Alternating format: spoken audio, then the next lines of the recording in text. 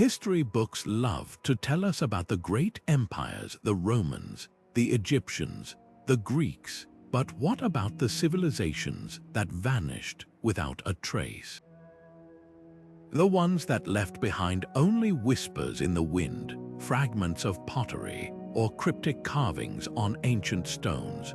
We've all heard the legends, the sunken city of Atlantis, the golden streets of El Dorado, the mysterious ruins of civilizations that thrived and then disappeared, leaving behind more questions than answers.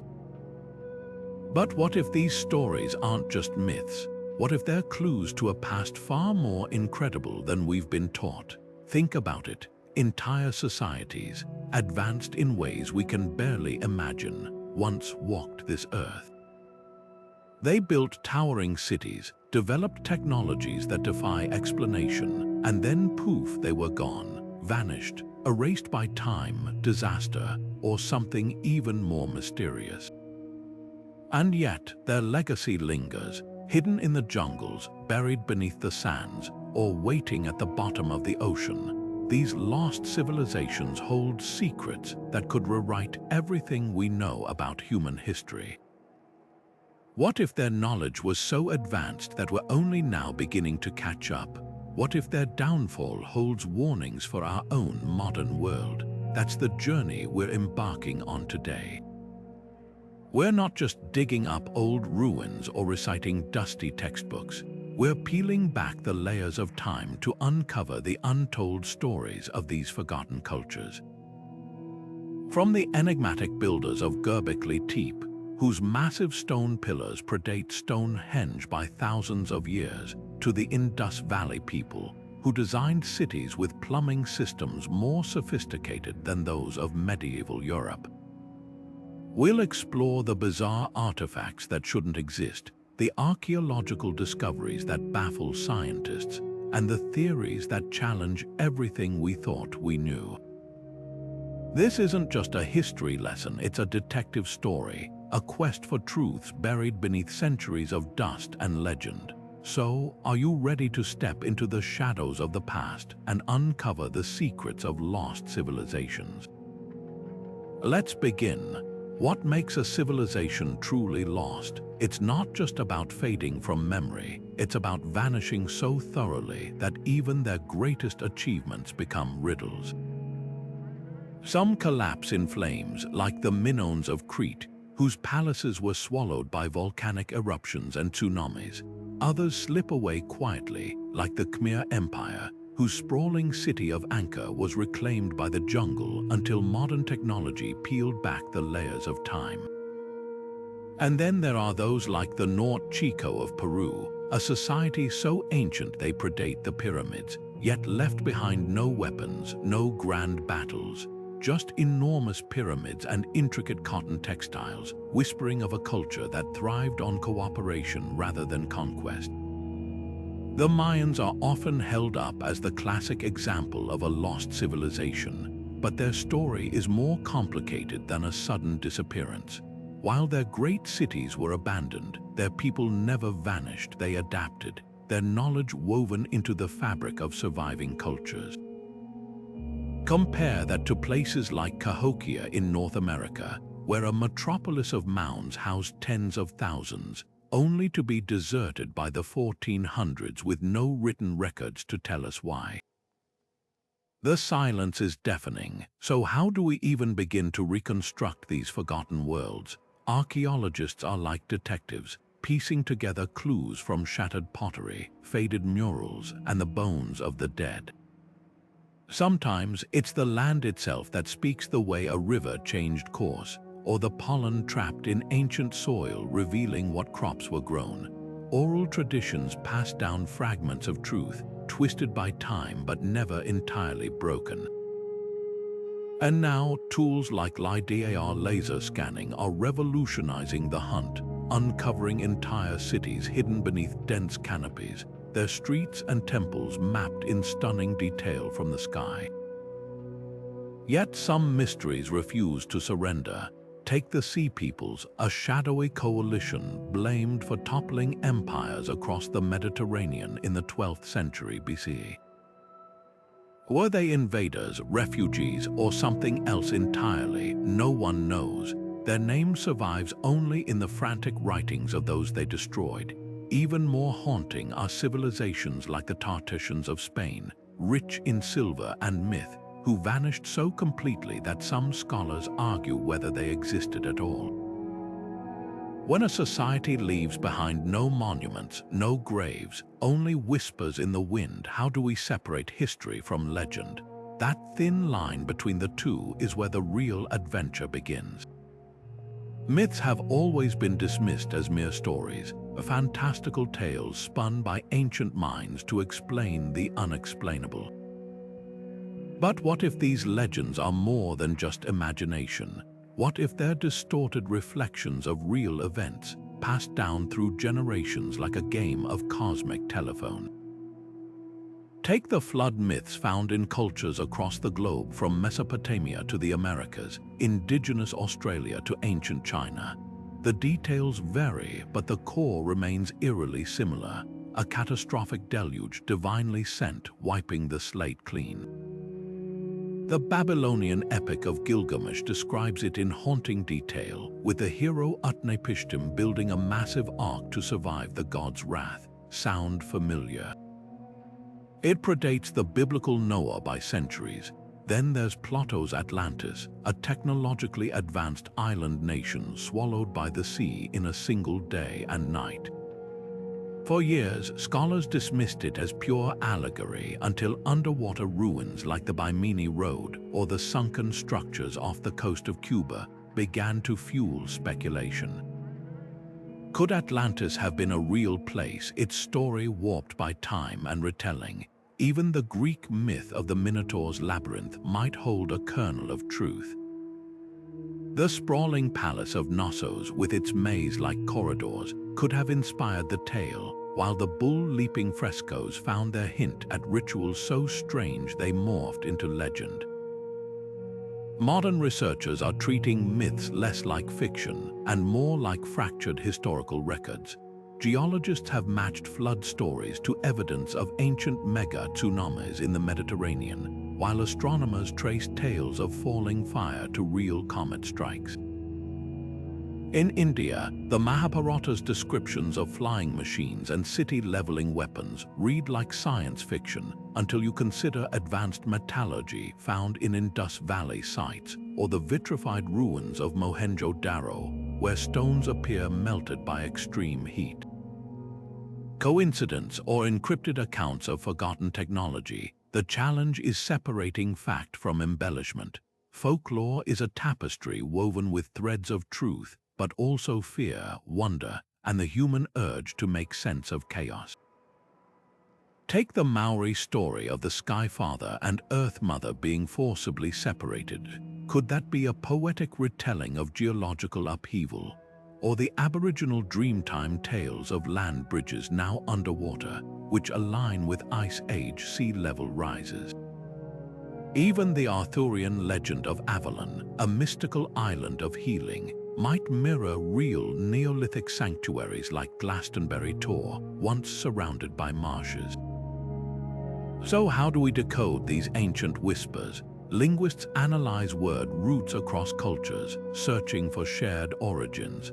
Archaeologists cross-reference mythic locations with satellite imagery, like the hunt for the gold-rich city of Paititi in the Amazon.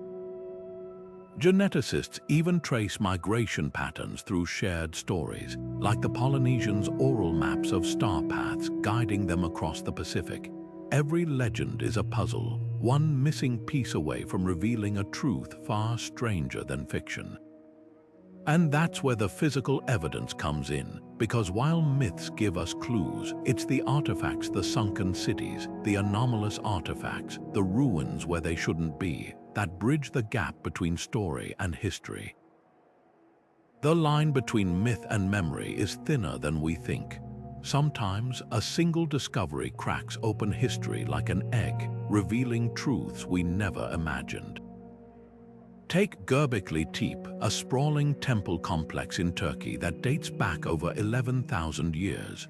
Older than agriculture, older than pottery, older than settled human life as we know it.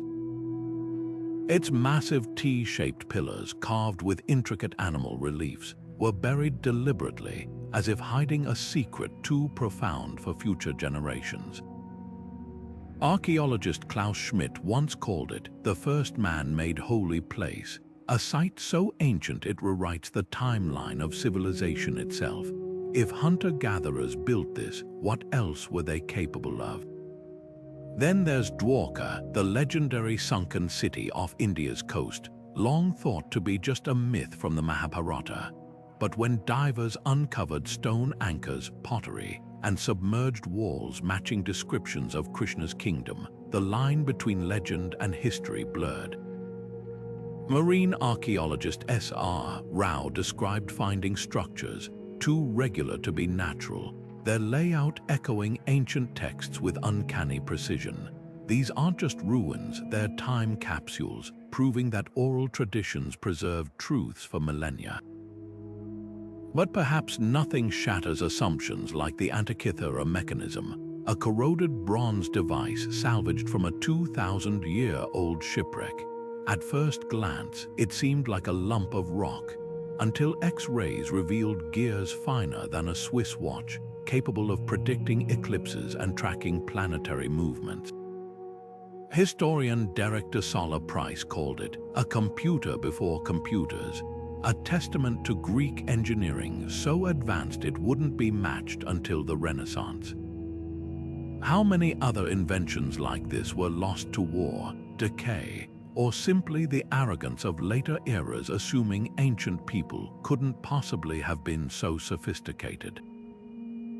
Consider the Baghdad Battery, a clay jar with an iron rod and copper cylinder that, when filled with vinegar, produces a measurable electric charge. Or the Voynich manuscript, a book written in an unbreakable code, its pages filled with plants that don't exist and celestial charts no one can decipher. These aren't just curiosities, they're proof that our ancestors knew more than we've credited them for. Every artifact is a breadcrumb leading us deeper into the labyrinth of the past. The Olmec colossal heads, carved from basalt with striking African features, suggest transoceanic contact long before Columbus. The Saqqara bird, an Egyptian wooden model with wings shaped like an airplane's airfoil, hints at an understanding of aerodynamics. Even something as simple as the Roman concrete used in harbors, still intact after 2,000 years while modern concrete crumbles in decades, speaks to knowledge we've yet to fully rediscover. So what else is out there, buried beneath deserts or submerged under rising seas? If a storm hadn't driven sponge divers to the Antikythera wreck, we'd never have known such technology existed. How many other marvels lie hidden, waiting for the right moment, or the right person to uncover them? The past isn't just a static record, it's a conversation, and every discovery is a voice from the shadows asking us to listen. The Baghdad Battery sits in a museum, humble in appearance, a clay jar, an iron rod, and a copper cylinder. But when scientists filled it with vinegar or grape juice, it generated a small electric current. Was this an ancient power source, perhaps used for electroplating gold onto silver, as some experiments suggest, or just a quirky storage vessel? The debate rages, but one thing is clear. If it was a battery, it predates Alessandro Volta's invention by nearly 2,000 years. How many other accidental discoveries have we dismissed too quickly? Then there's the mind-bending precision of Inca stonework in Cusco and Machu Picchu. Massive granite blocks cut with such exact angles that not even a razor blade can slip between them, no mortar, no gaps. Modern engineers have tried replicating these joints with laser-guided tools and failed. The Quechua people say the stones were softened by a forgotten plant extract, while others speculate about sonic levitation or advanced tools. But here's the kicker: some stones have tiny knobs protruding from their surfaces, almost like handles. Were these grips for some kind of machinery we can't fathom? Or consider the Dendera light bulb, a carving in an Egyptian temple showing what looks like a filament inside a glass bulb snaking into a box. Mainstream archaeology calls it a symbolic depiction of a snake emerging from a lotus flower, but why does it so eerily resemble a Crookes tube, an early electrical device? Even more baffling, the ancient text nearby mentions high poles covered with copper plates to guide the celestial boat. Could this be a garbled description of a power grid? The Romans left us concrete that self-heals cracks when exposed to seawater, thanks to a secret ingredient, volcanic ash. We only cracked the recipe in 2023. The Greeks had steam-powered automata, like Hero of Alexandria's mechanical theater, where tiny figures moved via pressurized air. And let's not forget the Chinese seismoscope from 132 AD, a bronze vessel that could detect earthquakes hundreds of miles away by dropping a ball into a dragon's mouth. These weren't lucky guesses, they were calculated innovations. So how did they do it? Some argue these were flashes of brilliance in otherwise conventional societies, proto-scientists ahead of their time. Others whisper about lost libraries like Alexandria's, where entire schools of knowledge burned away. But there's a third, more controversial theory. What if they had help? Not from aliens, as some pop culture tales suggest, but from contact with other advanced cultures now lost to history. Imagine a Bronze Age information network where ideas traveled further than we've dared to assume. The Phoenicians circumnavigated Africa. Polynesians crossed the Pacific using star maps etched into bamboo. Could shared knowledge explain the eerie parallels in pyramids from Egypt to Mesoamerica?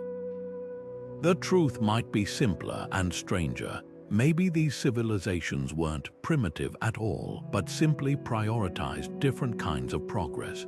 While we chase silicon chips, they mastered seismic resilience. While we build taller skyscrapers, they crafted stones to outlast millennia. Their advanced technology wasn't about gadgets, it was about harmony with materials, with physics, with time itself. And that raises an unsettling question. In another 2,000 years, will archaeologists dig up our smartphones and wonder how we managed such crude devices without even fixing climate change? But before we fall too deep into that rabbit hole, let's turn to another tantalizing thread. Because if these artifacts hint at forgotten knowledge, there are even older clues pointing to something, or someone guiding humanity's first steps toward civilization. Of all the theories surrounding lost civilizations, none sparks more debate than the idea that ancient marvels were built with extraterrestrial help. Erich von Däniken's Chariots of the Gods catapulted this notion into mainstream consciousness, pointing to the pyramids of Giza, Nazca lines, and other enigmatic sites as potential evidence of alien visitors.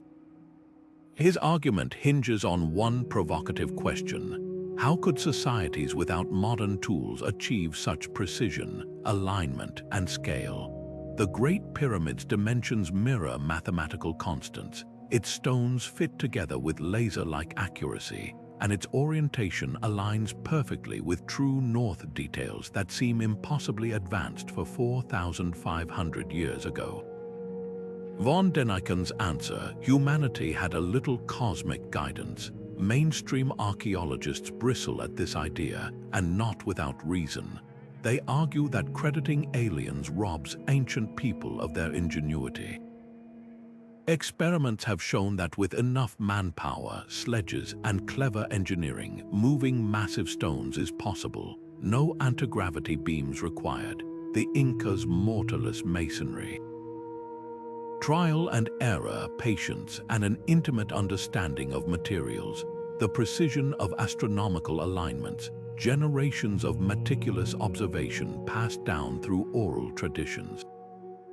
As Egyptologist Kara Cooney puts it, ancient people weren't primitive, they were different, with skills honed to their environment that we've since forgotten. Pop culture, though, loves the extraterrestrial narrative. Shows like Ancient Aliens amplify the mystery with dramatic reenactments and what-if scenarios, while viral conspiracy videos cherry-pick anomalies without context. A carved figure becomes an alien astronaut. A weathered artifact turns into proof of advanced technology, and suddenly the internet is ablaze with theories. But here's the catch. These stories often overshadow the real wonder. The Nazca lines, for instance, are breathtaking even without invoking spaceships. Their creators used simple surveying tools to etch kilometer-long figures into the desert, visible only from the air. That's not alien intervention, that's human creativity on a monumental scale. The truth likely lies somewhere in between. Ancient people weren't passive recipients of alien wisdom, but they also weren't working in isolation. Trade routes stretched farther than we once thought, exchanging not just goods but ideas. The Phoenicians may have shared celestial knowledge with the Egyptians. Polynesian navigators might have traded with South America.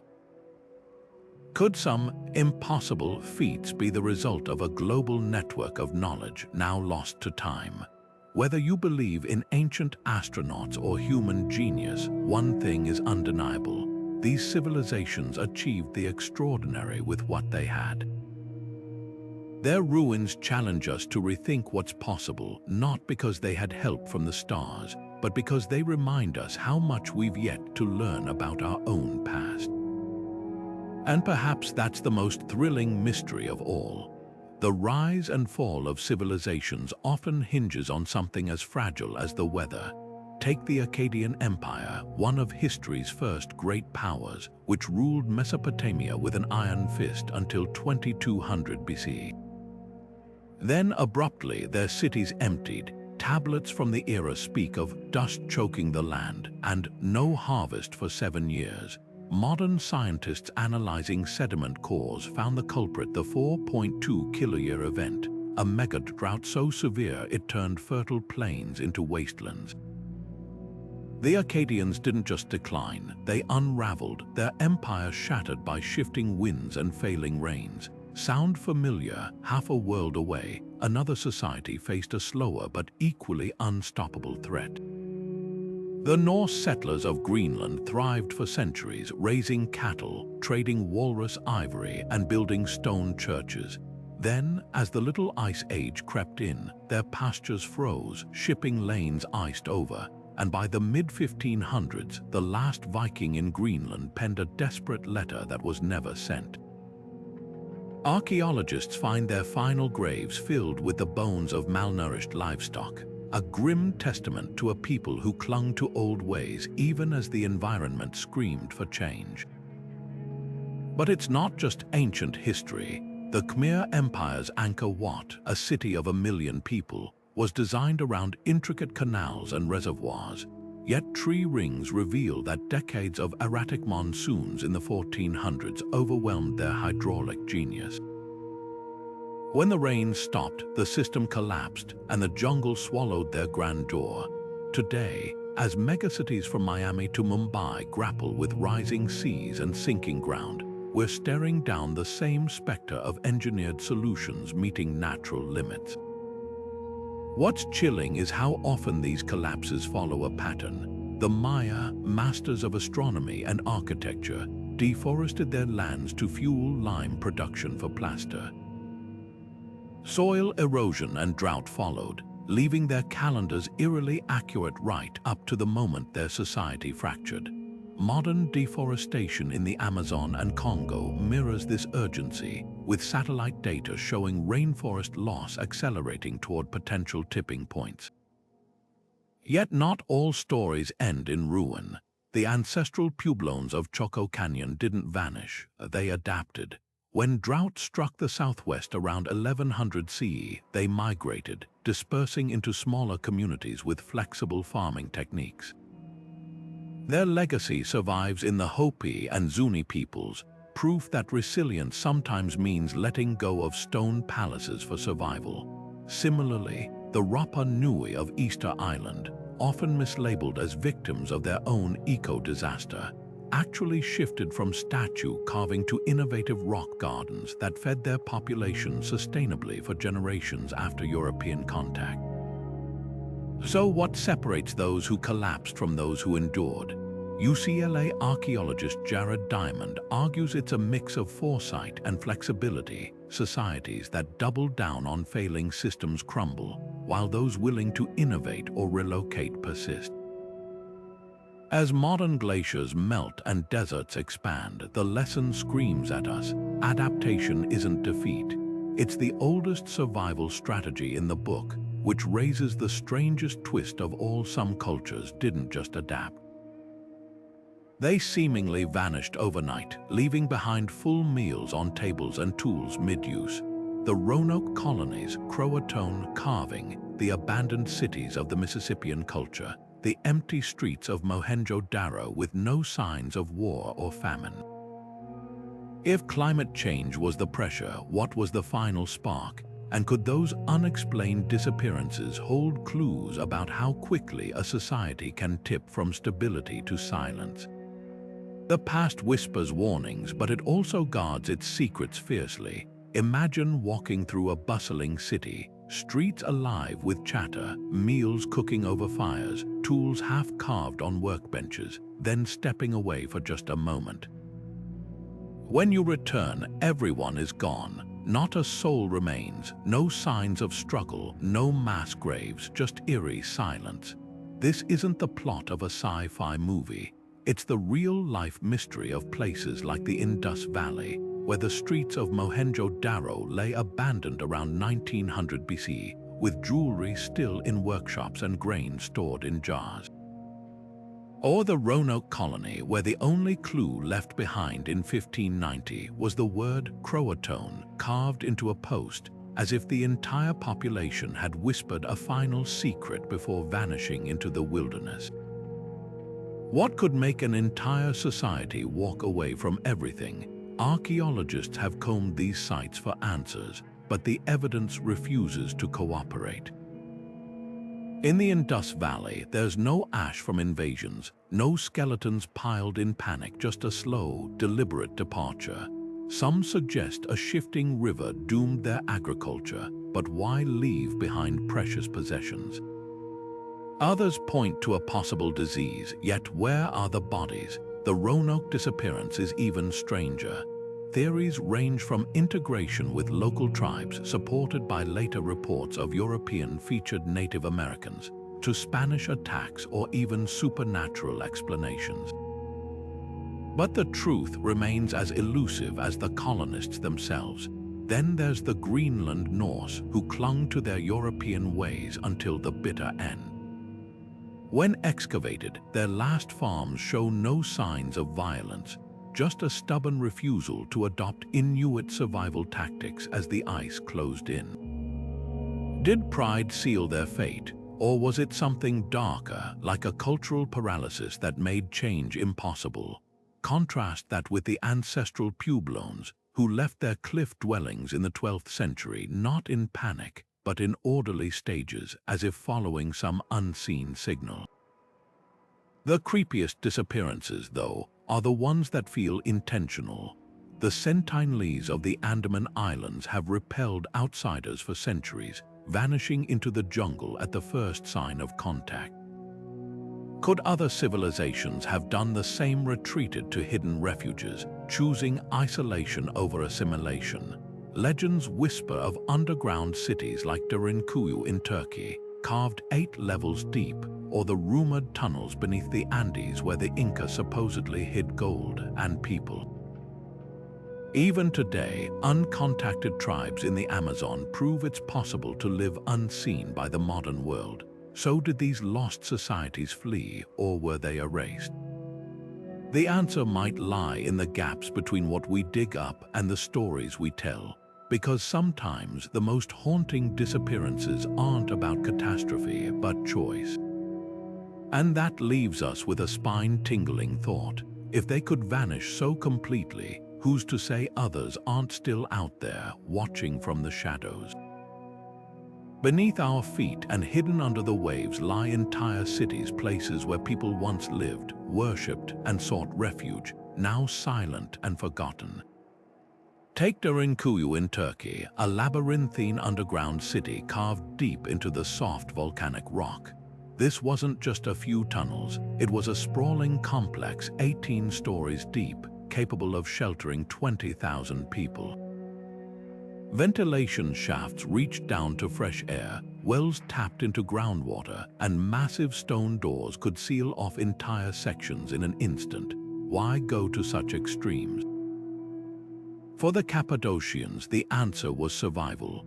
Persecuted by invaders, they turned the earth itself into a fortress, hiding for months at a time while armies marched overhead. But Derinkuyu wasn't just a bunker. It had stables, churches, even wineries, proving that humanity's ingenuity thrives even in the darkest places. Then there's Japan's Yonaguni monument, a series of massive stone terraces and staircases lying 60 feet beneath the ocean surface. Discovered by a diver in 1986, its geometric angles and flat planes seem too precise to be natural. Marine geologists argue it could be an oddly shaped rock formation, but the symmetrical arches and what appear to be carved faces suggest something more. Local legends speak of a sunken city called the Palace of the Sea God, lost in an ancient earthquake. Could Yonaguni be its remains, or is it a sacred site deliberately submerged, like India's Mahabalipuram temples, where fishermen have long known of the city beneath the waves that only emerges during extreme low tides? Recent sonar scans reveal even more mysteries waiting to be uncovered. Off the coast of Cuba, mile-long structures sit at depths suggesting they sank over 10,000 years ago, long before conventional history says humans could build such things. In the Mediterranean, circular stone formations near Sicily resemble man-made fish traps, but their size and depth defy easy explanation. And let's not forget the Baltic Sea anomaly, a 60-meter-wide object with stair-like features that sparked wild theories until sediment analysis suggested it might be a glacial deposit. Or was it what drives humans to build in these extreme environments? Safety. Certainly caves and submerged locations offer protection from enemies and disasters. But there's also spirituality. The ancient Saharan city of Garama had an underground irrigation system, but its people also believed the subterranean world was sacred, a gateway to the divine.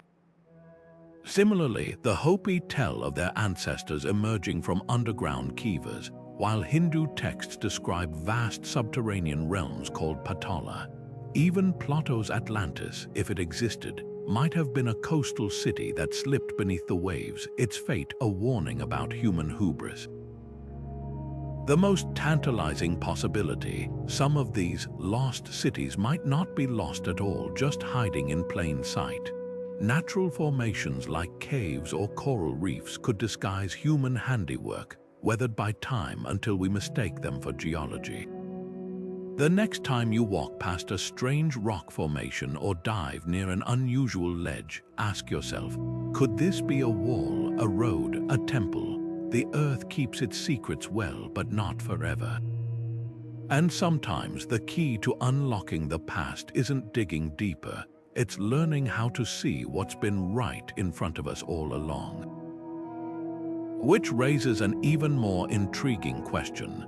If we've overlooked entire cities disguised as hills or coral reefs, what else might we be missing? The answers could rewrite history, or at least remind us how much of it still waits, patient and silent, for someone to look closer. Every so often, a discovery comes along that splits the world of archaeology right down the middle. Take the Bosnian Pyramid, a cluster of hills near Visoko that amateur researcher Semir Osmanagic insists are the oldest and largest pyramids on Earth. Mainstream archaeologists rolled their eyes, calling it a natural formation dressed up with wishful thinking. But Osmanagic's team points to geometric symmetry, man-made concrete blocks, and underground tunnels with strange energy readings. Who's right? The debate rages, but it's not just about rocks, it's about who gets to decide what history looks like. This tension between academia and independent researchers is nothing new. Heinrich Schliemann, the man who found Troy, was ridiculed as a treasure-hunting amateur before his shovel hit Homer's legendary walls. The Antikythera Mechanism was initially dismissed as a medieval artifact misplaced in an ancient shipwreck until someone bothered to X-ray it. Even Göbekli Tepe was written off as a Byzantine cemetery until Klaus Schmidt's team uncovered pillars older than agriculture itself. Time and again, the line between hoax and breakthrough hinges on who's holding the trowel. But why does mainstream science resist these claims so fiercely? Some of its healthy skepticism, extraordinary evidence for extraordinary theories, and all that. But dig deeper and you'll find politics, funding battles, and even nationalism at play. When two amateur spelunkers stumbled upon the Chauvet cave paintings in France, their carbon dating shattered the accepted timeline of human art. Prominent experts initially rejected the dates, clinging to older theories. Only when the evidence became undeniable did the narrative shift. Similar battles rage over the Sphinx's water erosion patterns, suggesting it might be thousands of years older than Egyptologists claim. Then there's the money trail. Archaeology isn't immune to economic pressures. Government grants favor, safe projects, and tourism boards love discoveries that fit national myths. Peru's Caral Soup, a city as old as the pyramids, was ignored for decades because it didn't match the Inca-centric story sold to visitors. Meanwhile, sites like Cambodia's Angkor Wat get lavish funding while lesser-known ruins crumble. It's a reminder that history isn't just written by the victors, it's curated by budgets and branding. So where does that leave the Bosnian pyramid or other contested sites? Maybe they're elaborate mistakes, maybe they're paradigm-shifting truths, but the real lesson here isn't about any single discovery. It's about the danger of treating history as a fixed script. For every Troy proven real, how many others languish in the hoax bin because they don't fit the textbook? The earth keeps its secrets in layers, and sometimes it takes an outsider's stubbornness to scrape them clean. After all, if we only dig where we expect to find something, we'll never be surprised, and history, at its best, should always surprise us. History isn't just written, it's curated, often by those holding the pen and the power. When Spanish conquistadors arrived in the Americas, they didn't just conquer land, they waged war on memory. In 1562, Bishop Diego de Landa ordered the burning of thousands of Maya codices in the Yucatan, leaving only 4 surviving books. These weren't just texts, they were libraries of astronomy, medicine, and history, reduced to ash in the name of erasing pagan knowledge. Centuries later, archaeologists would puzzle over gaps in the Maya calendar or the purpose of their intricate glyphs, unaware that the answers had been deliberately destroyed. The same pattern repeats globally. British colonists looted Benin's bronze masterpieces, Ottoman rulers stripped Egypt's temples, and even today, museums proudly display artifacts ripped from their cultural context, labeled as discoveries rather than thefts. But erasure isn't just about destruction, it's about distortion. Take the Rosetta Stone, seized by Napoleon's army and now housed in the British Museum. While it unlocked Egyptian hieroglyphs for Western scholars, modern Egyptians must travel to London to see this cornerstone of their heritage. Meanwhile, Australia's indigenous communities fight to preserve oral histories dismissed as myth until recently, when projects like the Martu Aboriginal Mapping Initiative proved these stories encoded precise ecological knowledge, where to find water in droughts, which plants heal burns. Information science is only now verifying. The debate over repatriation rages in hushed museum boardrooms and viral social media campaigns. Greece's demand for the Parthenon marbles, Ethiopia's pleas for its Magdala treasures, Nigeria's battle for the Benin bronzes, all ask the same question: who owns history? Critics argue museums protect artifacts, yet many languish in storage. The British Museum alone holds over 8 million objects, with less than 1% on display. Meanwhile, communities like the Hopi in Arizona watch their sacred masks auctioned in Paris, their rituals reduced to decor in private collections, yet resistance persists. In New Zealand, the Maori forced a landmark agreement requiring museums to return ancestral remains. In Peru, activists used 3D scanning to digitally repatriate Machu Picchu artifacts from Yale. And in Guatemala, Maya scholars are piecing together fragments of surviving codices, cross-referencing them with oral traditions to resurrect lost knowledge. Their work reveals an astonishing truth: some histories refuse to die. The Maya, for instance, hid prophecies in seemingly innocuous folktales, embedding star charts in weaving patterns and medicinal recipes in children's songs. This raises a deeper dilemma when a culture's history is fragmented by violence. Who gets to reassemble it? Western academia still clings to hierarchies valuing written records over oral traditions, even as DNA analysis confirms Aboriginal stories of Ice Age coastline changes. The Dogon people of Mali, long mocked for their mythical knowledge of Sirius's invisible companion star, were vindicated when telescopes proved its existence in 1862. Their ancestors had known for centuries. Perhaps the greatest irony is that suppressed histories often resurface in unexpected ways. The Voynich manuscript, written in an unbreakable code, might hold indigenous herbal knowledge disguised as nonsense to evade destruction. The quipu knots of the Inca, once dismissed as mere accounting tools, are now believed to encode narratives as complex as any book. Even the Nazca lines, visible only from the sky, might have been prayers meant for gods or warnings meant for us.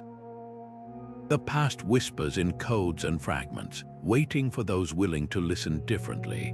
And sometimes the most powerful act isn't uncovering new truths, but finally hearing the ones that were there all along. Hidden in the vaults of libraries and private collections lie books that defy understanding, texts so encrypted that even modern supercomputers shrug at their secrets. The Voynich manuscript is the rock star of these enigmas, a 200-page puzzle from the 15th century filled with plants that don't exist, naked women bathing in green tubes, and a script that looks like drunken Arabic meets alien algebra. Cryptographers from World War II codebreakers to NASA, scientists have tried to crack it with no luck. Then in 2018, a Canadian researcher claimed I had decoded snippets as a mix of Hebrew and Turkish, suggesting a herbal guide, but the theory collapsed under scrutiny.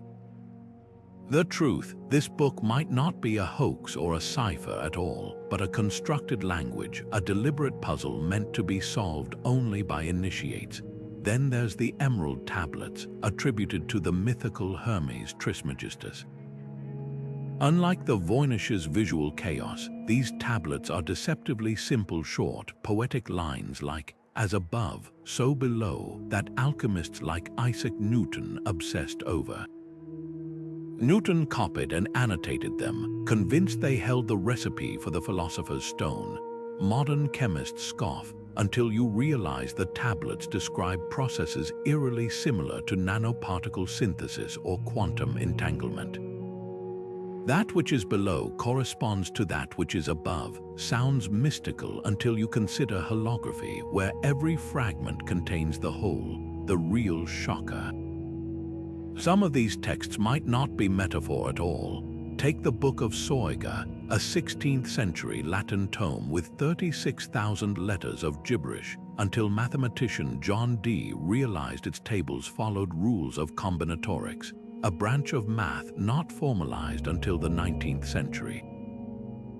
Or the Ripley Scrolls, alchemical manuscripts showing serpentine dragons eating their own tails, which chemists now recognize as allegories for distillation cycles. Even the weirdest illustrations, like the Voynish's celestial wheels, mirror medieval models of atomic theory, where nested spheres explained elemental bonds. So why encrypt this knowledge? Some say it was to evade persecution. The Catholic Church burned alchemists for heresy. Others argue it's about preserving wisdom through collapse, encoding survival skills in myth. The alchemist's great work wasn't just turning lead to gold. It was about transmuting the soul, a metaphor for societal rebirth, and that's where the stars come in.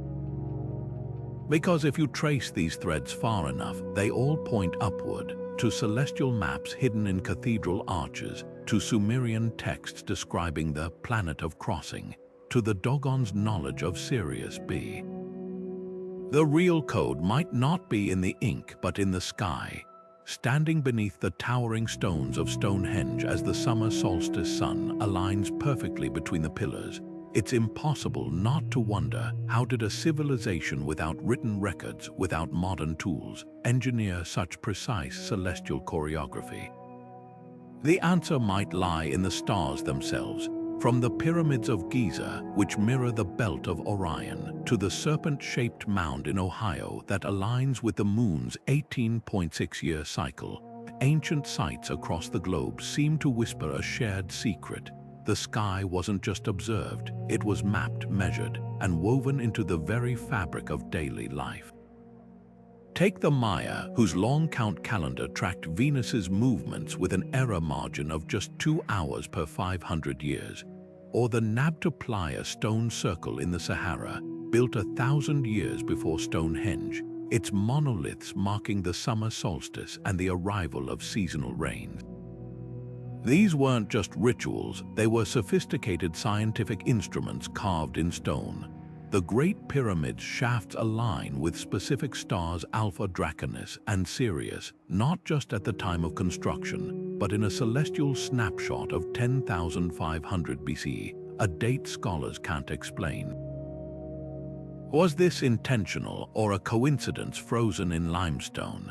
Then there's the Dogon people of Mali, whose oral traditions describe Sirius B, a white dwarf star invisible to the naked eye, centuries before telescopes confirmed its existence. They knew its 50-year orbit, its density, even its elliptical path around Sirius A, details impossible to discern without advanced optics. Anthropologists argue the Dogon might have learned this from Western visitors, but their creation myths speak of amphibious beings called the Nommo, who brought this knowledge from the stars.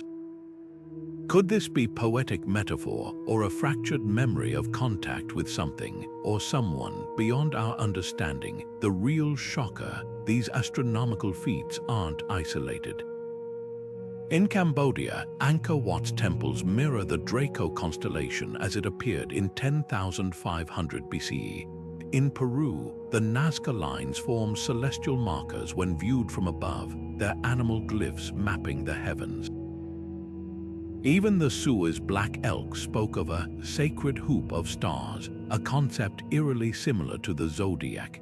How could cultures separated by oceans and millennia arrive at such similar cosmic blueprints?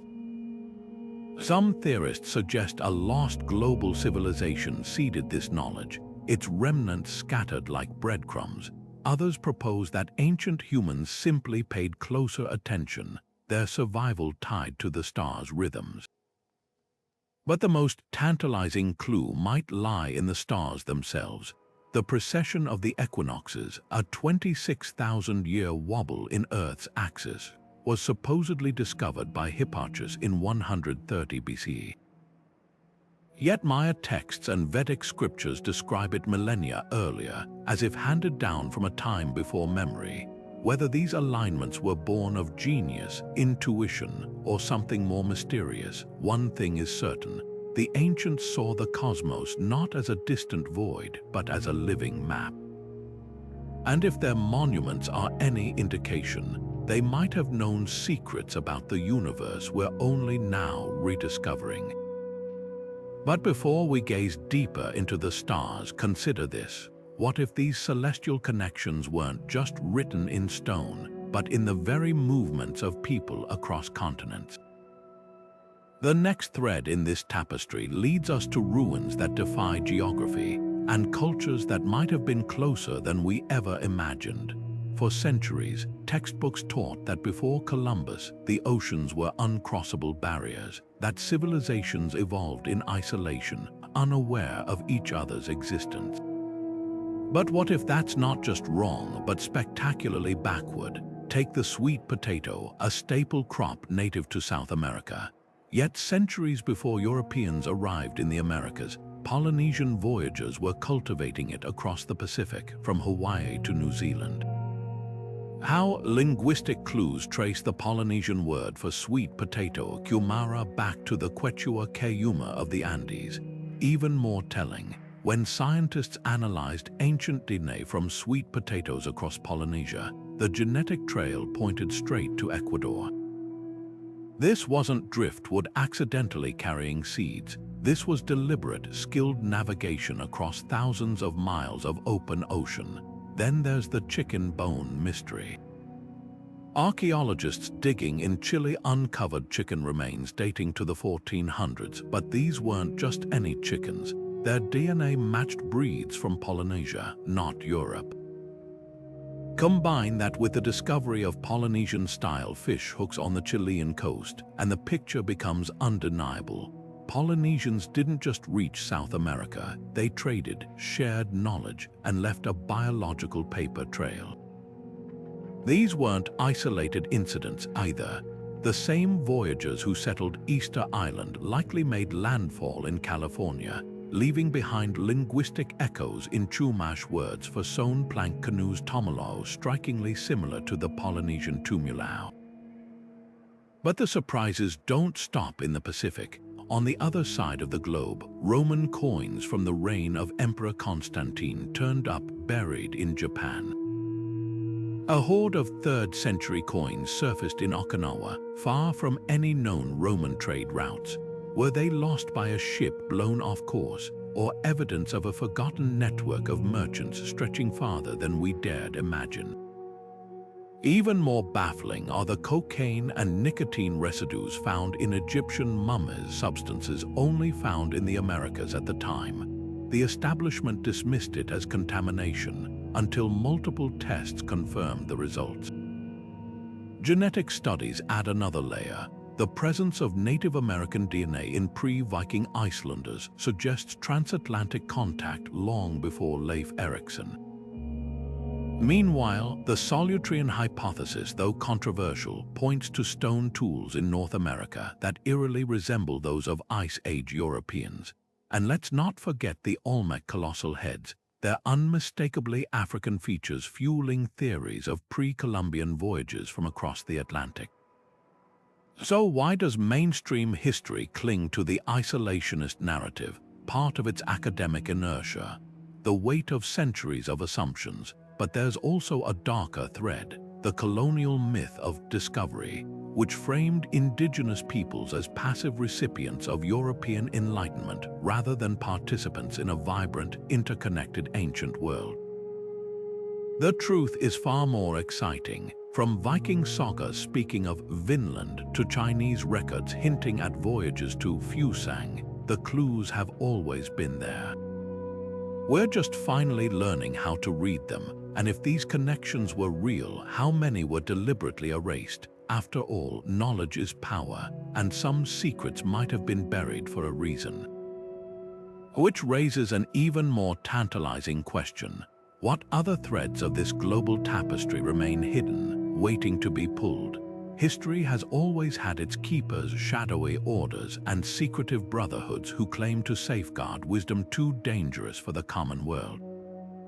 The Freemasons, with their aprons and compasses, trace their lineage to the builders of Solomon's temple, whispering of geometry as divine language. The Rosicrucians, cloaked in alchemical symbols, speak of lost Atlantean knowledge hidden in plain sight.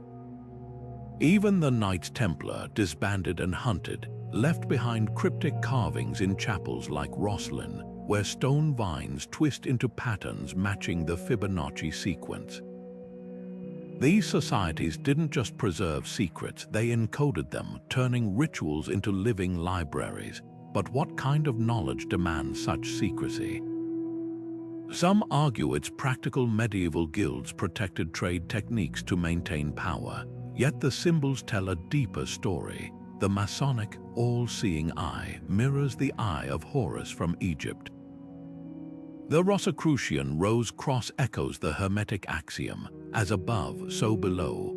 These aren't random choices, they're threads tying back to mystery schools of antiquity, where initiates underwent trials to learn truths about consciousness, astronomy, and the nature of reality.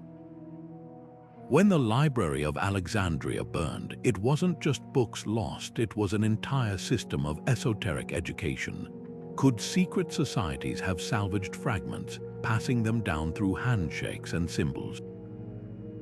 The line between history and conspiracy blurs here. Yes, Freemasons influenced America's founding fathers, their symbols pepper dollar bills and state seals.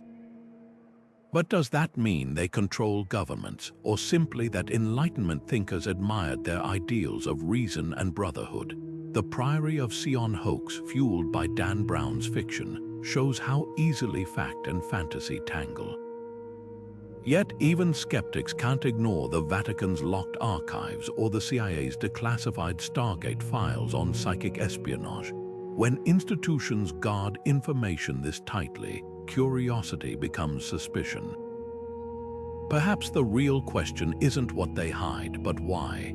Some truths might destabilize. Imagine the chaos if alchemical texts revealed how to transmute lead into gold overnight.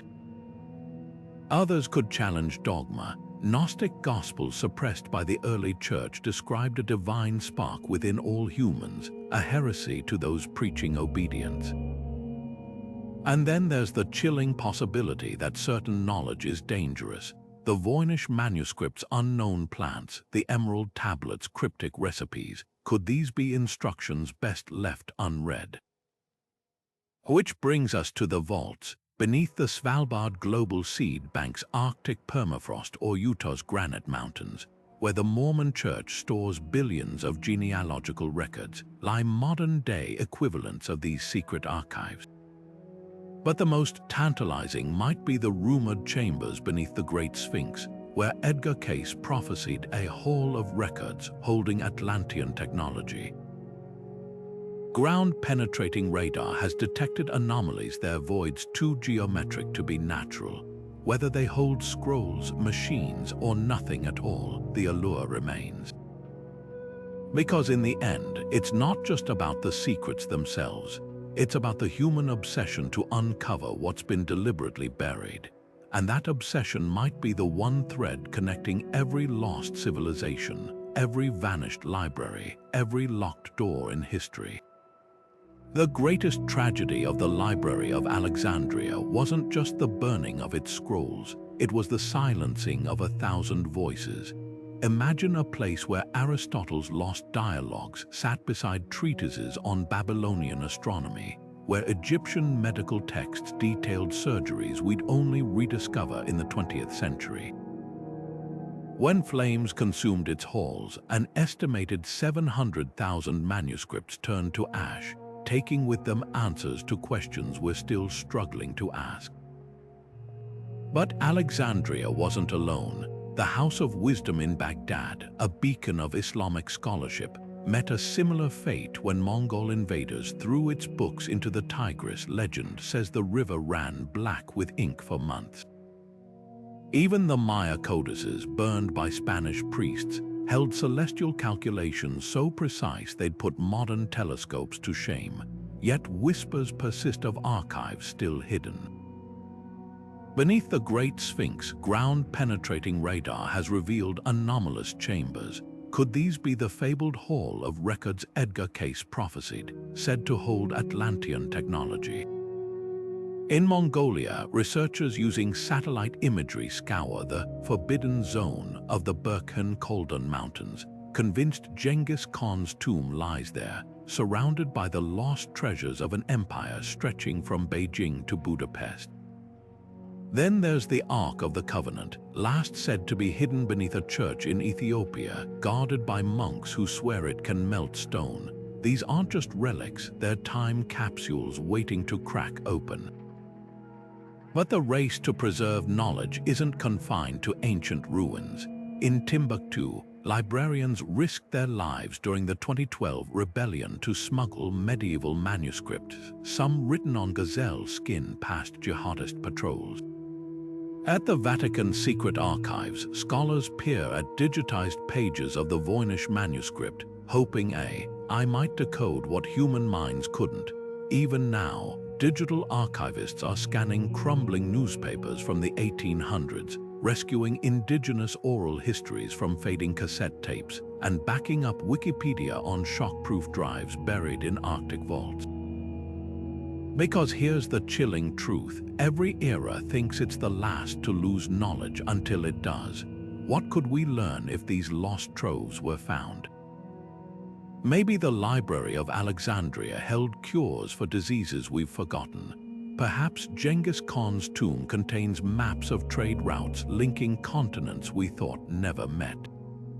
Or maybe the real secret isn't in the artifacts themselves, but in the patterns they reveal: how civilizations rise, how they fall, and how often they leave warnings carved in stone. Because some messages aren't stored in libraries at all. They're etched into the land itself, waiting for us to read the earth like a book, scattered across the planet's surface, etched into deserts and hidden beneath jungles, are messages so vast they can only be seen from the sky. The Nazca lines of Peru stretch for miles, spirals, monkeys, and geometric shapes carved into the earth over 2,000 years ago. For centuries, these formations baffled explorers. Were they sacred pathways for rituals, a colossal astronomical calendar tracking solstices and star cycles, or something far more unsettling, runways or signals for beings not of this world? The truth might be stranger than any single theory. Recent drone surveys have uncovered hundreds of new geoglyphs in the Amazon, some hidden under centuries of overgrowth. These aren't just simple shapes, they're intricate designs of humanoid figures with oversized heads, reminiscent of the ancient astronaut petroglyphs found from Siberia to Australia. Even more perplexing is Brazil's Amazonian Stonehenge, a ring of granite blocks aligned with the winter solstice. Unlike its British counterpart, this site sits in a region with no known tradition of megalithic construction. Who built it and why? Theories collide when it comes to purpose. Archaeologists point to ritual use. The Nazca line's placement near water sources suggests ceremonies for rainfall. Astronomers note how certain glyphs align with celestial events, like the spider figure mirroring the Orion constellation. But then there are the anomalies. Some Nazca lines form perfect straight paths across rugged terrain, as if plotted with laser precision. Others depict plants and animals from distant ecosystems, like the hummingbird species found hundreds of miles away. Were these maps teaching tools or a kind of prehistoric Wikipedia meant to archive knowledge in a language of symbols? The alien landing strip idea gained traction when Erich von Däniken noted the Pan-American Highway built in the 1930s unknowingly mirrored Nazca designs. Could ancient people have replicated something they'd seen? Skeptics counter that the lines were likely made using simple ropes and stakes, their grandeur a product of patience, not otherworldly tech. Yet the sheer scale defies easy explanation. Creating these designs required not just labor, but an understanding of perspective and scale impossible to grasp from ground level. Unless, of course, the artists had a way to view their work from above. Modern technology is rewriting the story. LiDAR scans in Guatemala revealed a sprawling network of causeways connecting Mayan cities, visible only from altitude. In Kazakhstan, drone footage exposed star-shaped earthworks dating back 8,000 years older than the pyramids. Each discovery hints at a global pattern. our ancestors were obsessed with leaving marks too large to comprehend from the earth. It's as if they were shouting to the sky or to the future, which raises the eerie possibility that these geoglyphs aren't just for us. Maybe they were meant for eyes we can't imagine, or for a version of humanity not yet born. The Nazca people themselves left no written records, just these sprawling whispers in the sand. But what if the real message isn't in the shapes at all? What if it's in the material, the way certain glyphs were made by removing dark surface stones to reveal lighter soil beneath, creating a contrast that lasts millennia? A deliberate act of preservation, a signal meant to endure, and that's the most haunting thought of all. If ancient cultures went to such lengths to encode knowledge in earth and stone, what else did they leave behind?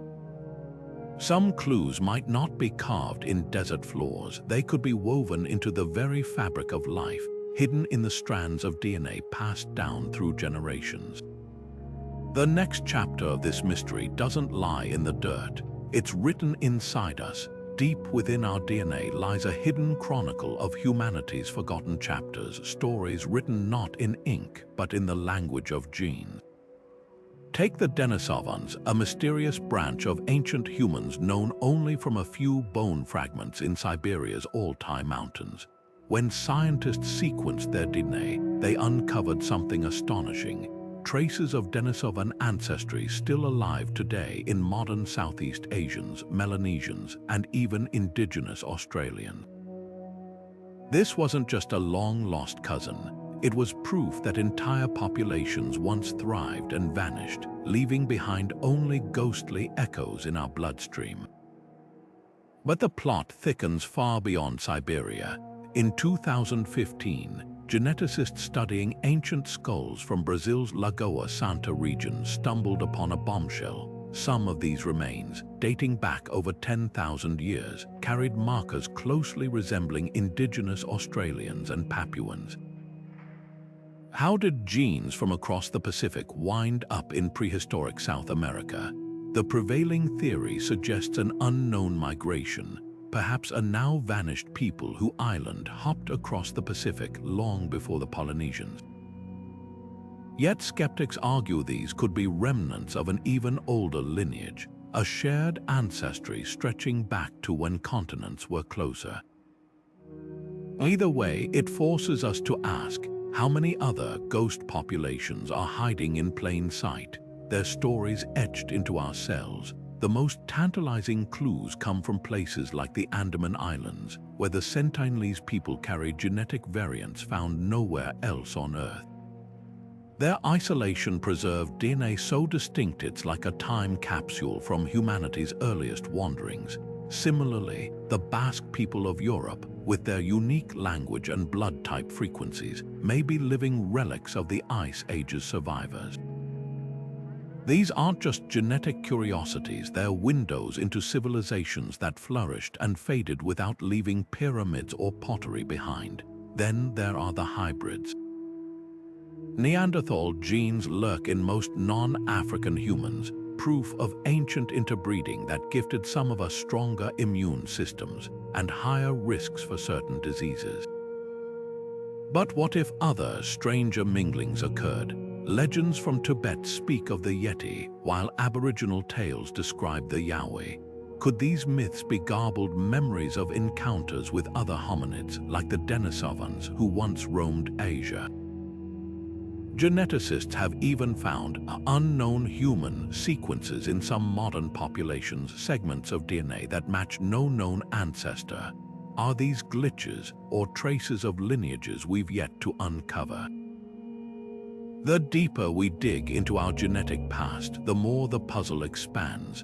Modern humans carry around 20% of our unaccounted for DNA stretches with no clear evolutionary path. Some of it might come from viruses that spliced into our ancestors' genomes. But what if some belongs to species we've never found? The discovery of Homo floresiensis, the hobbit people of Indonesia, proves how much diversity once existed. With each new fossil and genome sequenced, the family tree grows more tangled, more wild. And here's the most humbling thought: time itself might not be the steady arrow we imagine. Indigenous Australian oral histories describe coastlines submerged for over 10,000 years, details confirmed by geology. The Klamath people's tales of Mount Mazoma's eruption align perfectly with volcanic records from 7,700 years ago. When DNA, geology, and myth converge like this, it forces us to reconsider not just who we come from, but how we remember. Perhaps the past isn't a straight line, but a spiral, where threads thought lost forever circle back when we least expect them. Now consider this: if our very genes hold secrets that rewrite history, what else might we be carrying without knowing? The answer could lie not in bones or artifacts, but in the fabric of reality itself, where time, as we'll see next, might be far more fluid than our clocks suggest. The Sphinx sits silently on the Giza Plateau, its weathered face staring eastward, but it's what lies beneath the surface that shakes the foundations of history. Geologist Robert Skock's analysis of the monument's erosion patterns tells a story mainstream Egyptology struggles to accept. The deep, vertical weathering channels cutting into the Sphinx's limestone body don't match the dry winds of the last 4,500 years. Instead, they point to prolonged exposure to heavy rainfall conditions last seen in Egypt over 7,000 years ago, during the Neolithic subpluvial.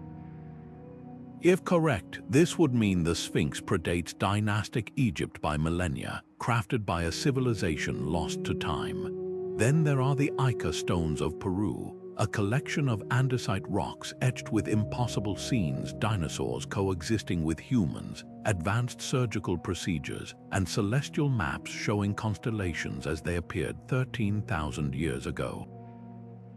Skeptics dismiss them as modern hoaxes, but the stone's patina and tool marks suggest far greater age.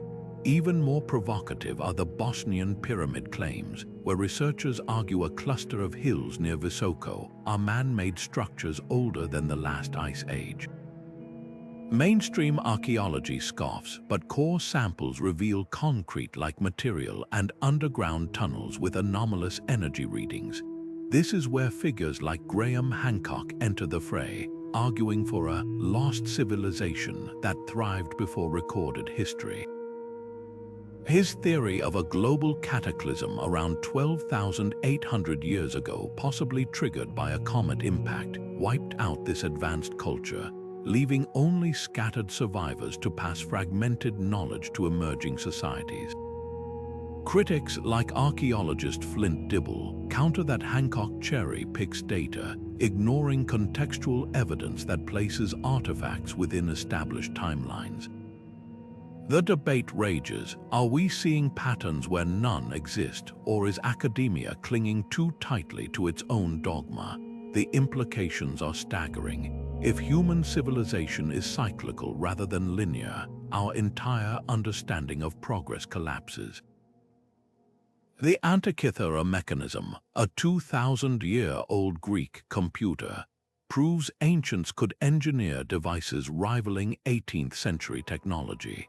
The Baghdad Battery hints at prehistoric electricity, while vitrified ruins like Scotland's Tap o' Noth suggest knowledge of high-temperature metallurgy lost for ages.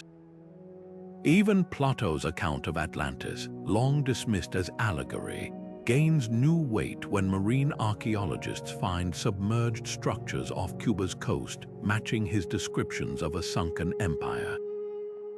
Perhaps the most unsettling question isn't whether these anomalies are real, but why they are so vehemently dismissed.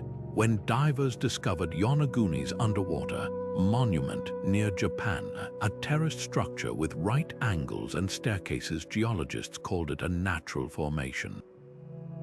Yet nearby, tools and carvings emerged from the same seabed.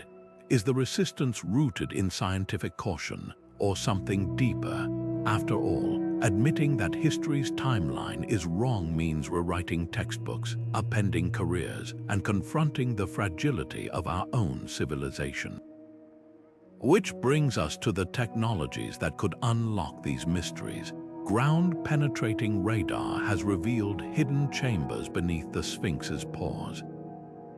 LiDAR scans peel back jungle canopies to expose lost cities in Cambodia and Honduras. Even AI now deciphers ancient scripts, like the recently cracked Linear Elamite, opening doors to languages once thought silent forever. Each tool peels back another layer, revealing a past far stranger and far older than we ever imagined. The real challenge isn't finding evidence, it's being ready for what that evidence might say about who we really are. The recipe for Greek fire was so fiercely guarded by the Byzantine Empire that its exact ingredients vanished with the fall of Constantinople. This ancient napalm, capable of burning even on water, gave the Byzantines naval dominance for centuries, yet modern chemists still debate whether it contained quicklime, petroleum, or a secret catalyst lost to time. Similarly, Damascus steel, the legendary blade material that could slice through armor without dulling, owes its mythical properties to Wootz steel ingots from India, forged with techniques involving precise carbon nanostructures. By the 18th century, the method had disappeared, leaving metallurgists to spend decades reverse engineering how medieval smiths accidentally created what we now call carbon nanotubes. These weren't just isolated flashes of brilliance. The Romans perfected concrete that self-healed cracks using volcanic ash, a feat only replicated in labs in 2023. Their harbors still stand after 2 millennia, while modern concrete crumbles in decades.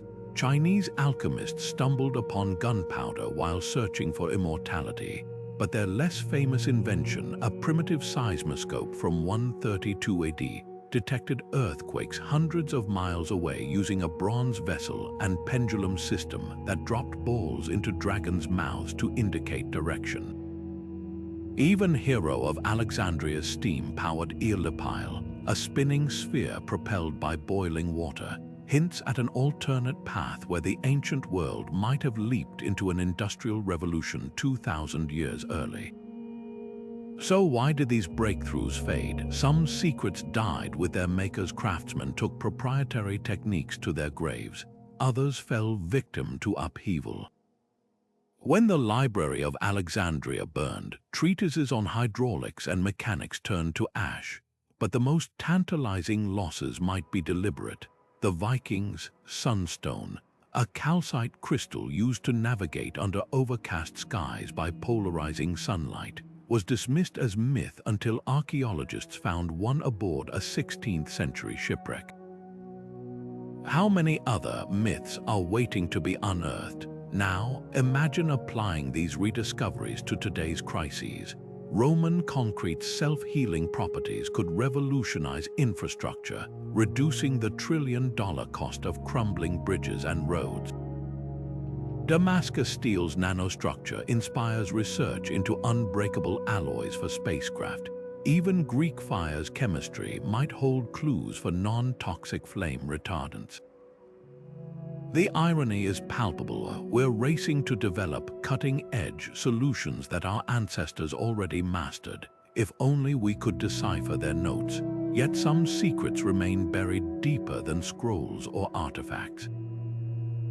The Earth itself guards them, in submerged cities where pressure preserves organic materials, in permafrost that froze Bronze Age tools mid-use, or in caves where humidity maintains parchment that would crumble in daylight. The real question isn't just how many inventions we've lost, it's how many are still out there, waiting for the right storm to expose a shipwreck, the right drought to lower a river, or the right shovel to strike not gold, but something far more precious, a glimpse of genius that time forgot. Ground-penetrating radar pulses through jungle canopies and desert sands like a technological X-ray, revealing outlines of buried cities invisible to the naked eye. In Honduras, this tool exposed the fabled White City, a sprawling metropolis swallowed by rainforest for centuries. Its plazas and pyramids emerged from the scans with startling clarity, monuments built by a civilization so secretive even the conquistadors only heard whispers of its existence. Meanwhile, in Egypt, muon tomography, a technique using cosmic rays, detected hidden voids behind Tutankhamun's tomb walls, sparking theories of Nefertiti's undiscovered burial chamber. These aren't just tools, they're time machines peeling back layers without lifting a shovel. Artificial intelligence now deciphers scripts that stumped scholars for generations. Take Linear A, the enigmatic language of Crete's Minoans. For over a century, it resisted translation until machine learning algorithms identified patterns matching ancient Anatolian dialects, cracking partial phrases about trade and harvests.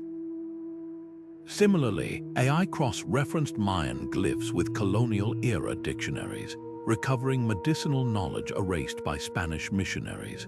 One algorithm even reconstructed Proto-Indo-European, the mother tongue of languages from English to Sanskrit, by analyzing sound shifts across millennia like a linguistic detective.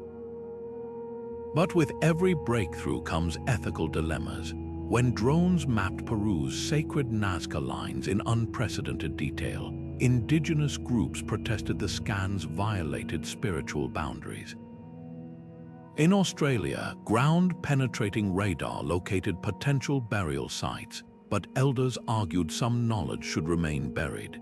The controversy echoes the 19th century plunder of Egypt and Mesopotamia. Are we repeating history by treating cultural heritage as data to be extracted?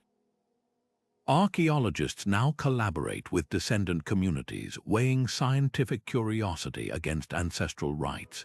The question lingers, does the past belong to humanity or to those who still whisper its prayers? Recent expeditions walk this tightrope carefully. In Turkey's underground cities, lasers map Derinkuyu's tunnels without disturbing ceremonial chambers. In the Amazon, botanists use spectral imaging to study terra preta, the fertile, black earth engineered by pre-Columbian societies without exhuming graves. Even the hunt for Cleopatra's tomb employs non-invasive magnetometry, letting the sand keep its secrets until proof is undeniable. Yet some mysteries guard themselves. Sentinel Islands tribes repel outsiders with arrows, while the Amazon's uncontacted clans vanish deeper into the green when planes buzz overhead. These aren't lost civilizations, they're living ones deliberately hidden. Satellite images show their thatched villages and gardens, proof they thrive beyond our narratives. Perhaps true discovery isn't about digging deeper, but knowing when to turn the camera away. Which makes you wonder what other societies might still linger beyond the map's edge, not as ruins, but as neighbors who have watched our searchlights from the shadows, choosing silence over the chaos of contact. Their existence whispers a humbling truth. Some chapters of human history aren't meant to be read, at least not yet. Deep in the Andaman Sea, the Sentinelese people have lived in isolation for nearly 60,000 years, their arrows repelling helicopters and fishing boats with the same fierce determination their ancestors likely showed against ancient mariners.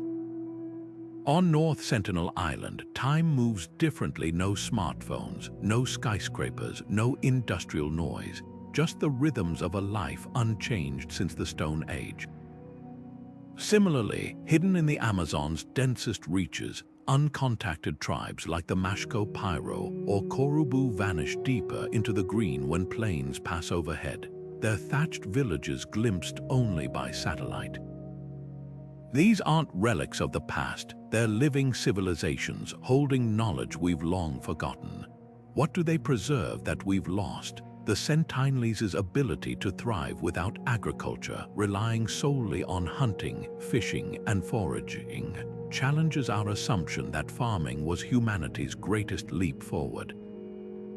Their immune systems, untouched by modern diseases, may hold genetic secrets to fighting pathogens that plague industrialized societies. In the Amazon, tribes like the Yanomami use over 500 plant species for medicine, some with compounds still unknown to Western science. Their fire management techniques, honed over millennia, prevent catastrophic wildfires better than any modern technology. These aren't primitive people, they're specialists in survival, carrying encyclopedias of ecological wisdom in oral traditions we've replaced with textbooks. Yet the debate rages, should we intervene? Pro-contact advocates argue isolation denies these groups access to vaccines or protection from illegal loggers and miners. When the Brazilian government made first contact with the Zé tribe in the 1980s, nearly half died from introduced diseases. But non-intervention has cost too. The Awa of Brazil, dubbed the world's most threatened tribe, face annihilation as wildfires and land grabs encroach. Anthropologists like Napoleon Chagnon, who lived with the Yanomami, believed controlled contact could save lives. Others, like Survival International, warn that even well-meaning outreach erodes cultural autonomy. The tragic case of the Bo tribe, whose last member died in 2010 after decades of forced assimilation, stands as a grim reminder of what's at stake. Perhaps the question isn't just about their survival, but ours. The industrialized world races toward climate collapse and social fragmentation, while these societies have sustained balance for centuries. The Sentinelese don't worry about inflation or pandemics. Their economy is the tide and the jungle. The Kayapo people of the Amazon engineer entire ecosystems, creating forest islands that boost biodiversity. In our rush to dominate nature, we've severed connections they've preserved, connections that might hold answers to sustainability we're desperately seeking. The irony is crushing. We send probes to Mars while cultures on Earth possess stars of wisdom we've yet to decode. Maybe true progress isn't about dragging everyone into the future, but learning from those who have mastered the art of standing still. Their existence forces us to confront what we've sacrificed for skyscrapers and Wi-Fi community, continuity, a sense of place. The next time you check your phone, consider this. Somewhere, a Sentinelese fisherman reads the waves instead of notifications, and his world hasn't crumbled from the weight of its own ambition. The Maya didn't just live in the jungle, they shaped it. Their cities thrived for centuries because they understood something modern developers are only now relearning. Forests aren't obstacles to clear, but partners to cultivate. Archaeologists studying Tikol's ruins found evidence of sprawling forest gardens, where the Maya selectively harvested fruit trees, medicinal plants, and timber without clear cutting. They even engineered water temples that funneled rainfall into reservoirs, sustaining millions during dry seasons. Compare that to today's Amazon, where an area the size of a soccer field vanishes every minute, or Indonesia's palm oil plantations that sacrifice biodiversity for short-term profit. The difference isn't just scale, it's philosophy. The Maya saw nature as a web of relationships. We treat it as a spreadsheet of resources. This isn't just ancient history, it's a survival manual we've misplaced. The Kayapo people of Brazil plant seeds as they forage, turning trails into food forests. The Yagan of Tierra del Fuego survived freezing temperatures with nothing but seal grease and layered bark cloaks, knowledge honed over 12,000 years. Now, as wildfires rage and glaciers melt, scientists are racing to document these techniques before they disappear. Botanists study aboriginal firestick farming, where controlled burns prevent catastrophic blazes, a practice once dismissed as primitive, now adopted by California firefighters. Even the Inca's warp and weft terracing, which turned Andean cliffs into fertile fields, inspires modern permaculture. the irony stings. We're spending billions to reinvent what traditional societies perfected. Languages hold equally urgent lessons. When the last fluent speaker of the Yonaguni tongue died in 2022, centuries of stories about navigating Patagonia's fjords faded with her. But from Wales to Hawaii, grassroots movements are breathing life back into nearly extinct tongues. Maori preschoolers now learn in immersive Kohanga Rio schools, while Cornwall's youth revive Kernuek through TikTok tutorials. In Alaska, the Inupiat are digitizing elders' ice-melting songs lyrics that encode precise Arctic survival tips. These aren't nostalgia projects, they're lifelines. When the Cherokee Nation recently reintroduced river cane weaving, a craft banned during forced assimilation, they didn't just recover baskets. They resurrected an entire ecosystem, since the plant's roots prevent erosion better than concrete. The clock is ticking. Every time a language dies, we lose unique ways of seeing the world, like the Tuvan concept of Kaja Ziri, where mountains are living elders, not inert rock. Every extinct craft represents millennia of trial and error erased in a generation. Yet glimmers of hope remain. Seed banks now store indigenous crops like Navajo blue corn, while 3D printing replicates artifacts to let originals rest in sacred silence. The real challenge isn't just preserving knowledge, it's humbling ourselves enough to learn from voices we once silenced. So what happens if we fail? Imagine a future where our descendants sift through ashes of the Anthropocene, finding fragments of sustainable wisdom we ignored. Will they wonder why we bulldozed forests that could have cooled the planet, or forgot water harvesting tricks that might have saved drought-stricken cities? The past whispers warnings, but it also holds keys, if we're brave enough to turn them. Now consider this: if ancient cultures could see the future we've built, would they call it progress or a cautionary tale in the making? Imagine a team of archaeologists in the year 7024 brushing dust from a half-melted slab of glass and metal, puzzling over the strange symbols etched into its surface, our smartphones, fossilized in layers of sediment. What story would they piece together about us? Skyscrapers reduced to skeletal frameworks, their steel bones twisted by centuries of corrosion. Underground subway tunnels transformed into fossilized veins, filled with the calcified remains of plastic water bottles and the occasional intact sneaker, preserved like Pompeii's victims in mid-stride. And then there are the nuclear waste warning markers, their menacing glyphs and obelisks designed to outlast millennia. Would future civilizations interpret them as sacred shrines or cursed burial grounds?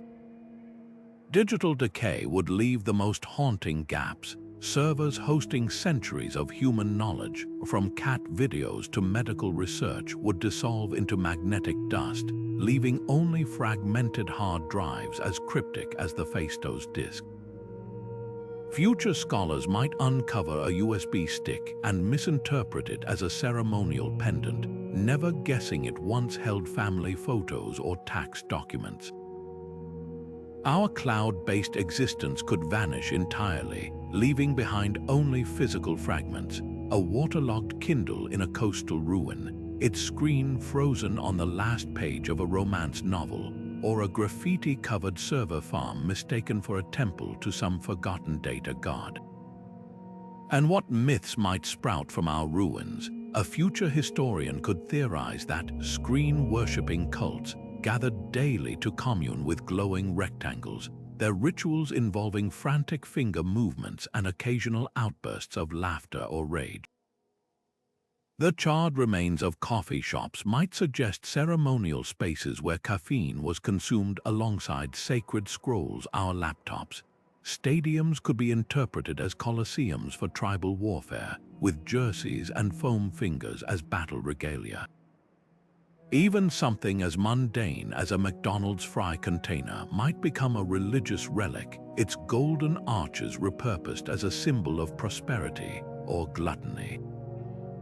The real question isn't just how we'll be remembered, but whether we'll be remembered at all. The Maya carved their history in stone. We've entrusted ours to brittle silicon. The Library of Alexandria's destruction erased a fraction of ancient knowledge. Our digital dark age could eclipse millennia. Yet amidst the potential oblivion, some traces will endure. Microplastics embedded in geological strata will mark our era as distinctly as dinosaur fossils. Ceramic toilet fragments, virtually indestructible, might outlast Mount Rushmore. And then there's the Voyager golden record, drifting through space with snapshots of humanity, assuming anyone finds it. Perhaps the lesson isn't about longevity, but intentionality. The civilizations we admire, the Egyptians, the Khmer, the Inca, built with time in mind. We've prioritized convenience over permanence, trading pyramids for pixelated ephemera. But it's not too late to carve our legacy more deliberately, supporting digital archives etched on nickel, preserving seeds in Arctic vaults, even leaving behind time capsules of stainless steel could bridge the gap between epochs. The past whispers that civilizations aren't judged by their peaks, but by what they leave in the valleys between eras. So what will our valley hold? A layer of radioactive dust and disposable coffee pots, or something worth uncovering? The choice is still being written, and speaking of choices, let's revisit the ones made by those who came before us, because their failures and triumphs are the only compass we've got. Exploring lost civilizations isn't just about uncovering secrets, it's about honoring them. For every amateur historian drawn to these mysteries, there's a responsibility to engage thoughtfully, ensuring our curiosity doesn't become exploitation. Start by supporting ethical archaeology. Organizations like UNESCO World Heritage Center work tirelessly to protect endangered sites, from the crumbling temples of Palmyra to the rainforest-shrouded cities of the Maya. Instead of chasing viral treasure hunting stories, follow open-access journals like Antiquity or Archaeological Dialogues, where real discoveries are peer-reviewed and shared without hype. The difference between a relic hunter and a responsible enthusiast: one strips history for personal gain, the other helps preserve it for generations. Looting isn't just theft, it's erasure.